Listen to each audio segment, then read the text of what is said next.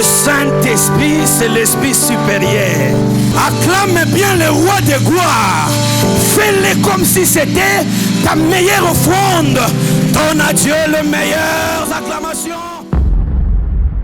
J'ai dit encore merci au Dieu de notre Père, le révérend pasteur Moïse Mbaye. Et j'ai dit merci à Papa René. J'ai dit merci à tous les hommes de Dieu présents en ces lieux. Église, je vous bénis au nom du Saint-Esprit. Bien-aimé, ce matin, Dieu m'a mandaté pour t'annoncer une bonne nouvelle. Nous allons lire notre texte de base. Nous sommes dans le livre de Marc 6, 32 à 42. Le thème de mon message pour ce matin, le panier circule encore. Je suis en train de dire à quelqu'un, le panier qui contient ton bonheur se dirige vers toi. Le panier qui contient ta bénédiction est en train de se diriger vers toi. Même si ça prend beaucoup de temps, attends-le. Ton panier arrivera. Aujourd'hui, c'est ton tour. Le panier qui contient ta bénédiction se dirige vers toi. Ce matin, je commence par te donner 3 conseils. Le premier conseil que je te donne, ne sous-estime personne dans ta vie. Même si tu vois quelqu'un aujourd'hui, il n'a rien, ne le sous-estime pas. Même si aujourd'hui, il est ton locataire, ne le sous-estime pas. Même si aujourd'hui, tu le vois comme s'il est sans valeur. Deuxième conseil que je te donne encore ce matin, ne permets à personne de te sous-estimer.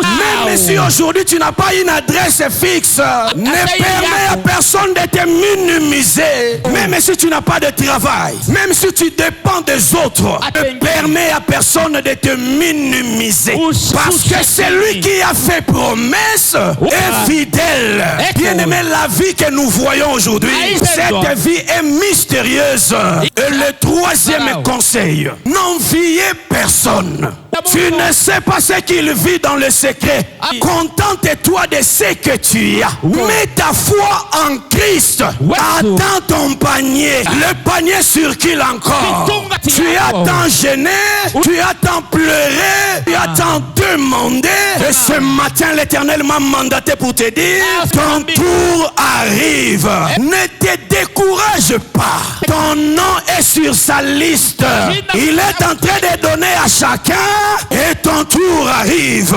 Jésus a vu une grande foule. Il a eu compassion pour cette grande foule. Parce que Jésus-Christ avait constaté qu'ils étaient comme des brebis qui n'ont pas de berger. Ça veut dire un peuple qui n'a pas de force, un peuple qui n'a pas d'appui, quelqu'un qui cherche le travail mais qui n'a pas de relation.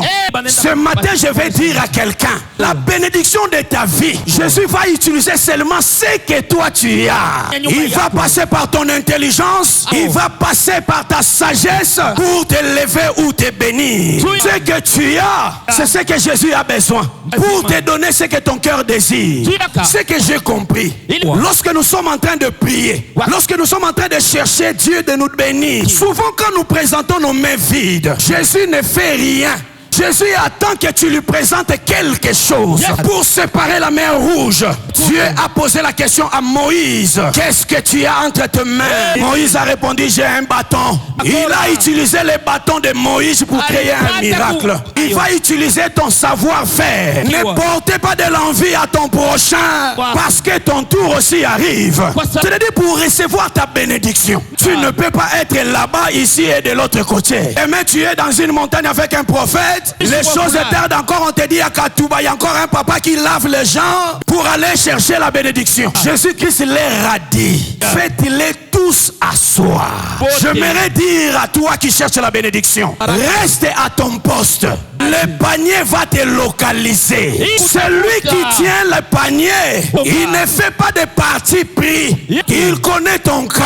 Il connaît ton problème. Il connaît ce que tu traverses. Il te dit ce matin, mets-toi, reste là. Lorsque mes anges vont commencer à passer, qu'ils te trouvent à ton poste. Même quand tu es à la maison, il faut toujours prier. Dieu pour te bénir, il doit aussi voir tes efforts. Tu fasses un premier pas. Tu dois vivre par de jeûnes et prières. Tu dois vivre par l'adoration et la louange. Tu dois vivre par les offrandes et les actions de grâce. La première chose que j'avais constatée, c'était le mouvement des disciples. Lorsque les disciples distribuaient le pain et les poissons. Deuxième chose que j'avais remarqué, les autres mangeaient déjà.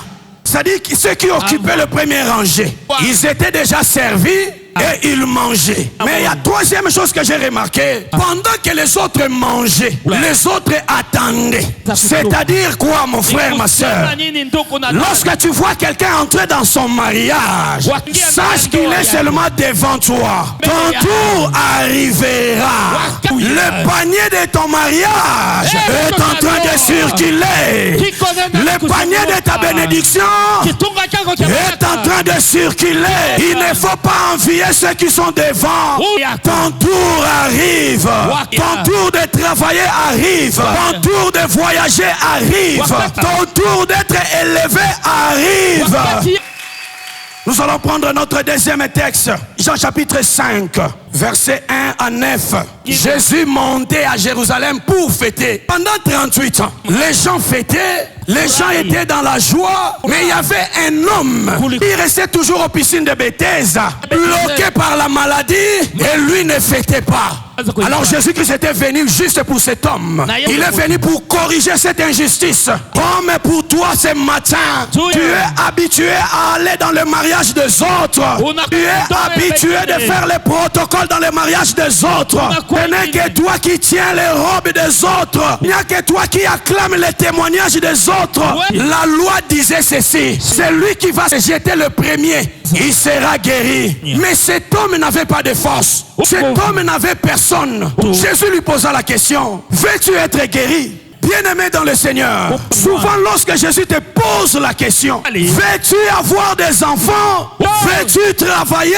Quelle est ta réponse? Il ne faut pas répondre comme cet homme de 38 ans. Il a commencé à donner des explications. Je n'ai personne. Depuis que je suis ici, je vois comment l'eau est agitée. Beaucoup se jettent avant moi. Quand je fais l'effort, il y a un autre qui se jette avant moi. C'est comme toi. Quand tu cherches le travail, tu te présentes, on te dit on a déjà clôturé la liste. On te pose la question: veux-tu te marier? Tu commences à donner à Dieu des justifications. J'avais un frère, il s'était même présenté chez mes parents, il avait pris même la liste des choses, mais depuis qu'il est parti, je suis toujours célibataire. Jésus n'a pas besoin de ces explications. Pour ta bénédiction, tu n'as pas besoin d'appui des gens. Jésus lui a dit: prends ton lit, lève-toi et marche. Alors ce matin j'ai dit à quelqu'un: prends ton lit, lève-toi, entre dans ton mariage. Prends ton lit, lève-toi, va commencer à travailler. Prends ton lit, lève-toi, va commencer le commerce. Prends ton lit, lève-toi, quand ton tour arrive. Je viens te dire, Dieu va récupérer les retards. Dieu va récupérer les retards. Le retard que tu vois aujourd'hui, Dieu va t'élever. Les gens qui s'approchent du président de la République, Dieu n'a pas encore clôturé la liste. C'est ton tour de devenir le médecin traitant du président de la République. C'est ton tour de devenir le conseiller spécial en matière de la spiritualité. Ça sera ton tour. Si tu crois en cela, dis Amen. Amen. Amen. Que Dieu bénisse sa parole. Est-ce qu'on peut bien acclamer le roi? Acclame bien le Seigneur. Nous allons nous lever pour la prière.